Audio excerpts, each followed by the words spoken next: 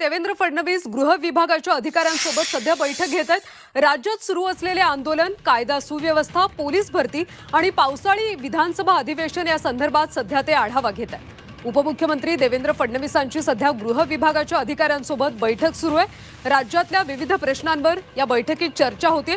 राज्यात सुरू असलेले आंदोलन, कायदा सुव्यवस्था, पोलीस भरती आणि पावसाळी विधानसभा अधिवेशन या संदर्भात सध्या आढावा घेतला जातो। पोलीस भरती संदर्भात महत्त्वाची माहिती समोर येते। बहुतेक जिल्ह्यांमध्ये जास्त पाऊस आहे। उमेदवारांकडून ही मागणी केली जाते।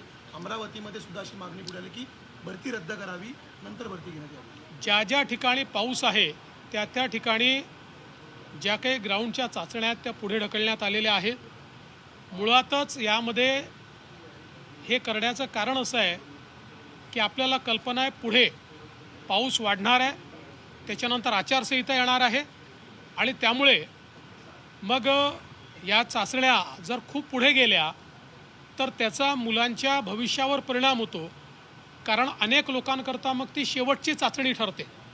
अनेक लोकांचं वय निघून जातो, अनेक लोकांना सेकंड चान्स मिळत नाही आणि म्हणून ज्या ठिकाणी पाऊस आहे त्या ठिकाणी त्यांना पुढच्या तारखा दिलेल्या आहेत, पण ज्या युनिट्समध्ये पाऊस नाही त्या युनिट्समध्ये ते कंटिन्यू केलेलं आहे।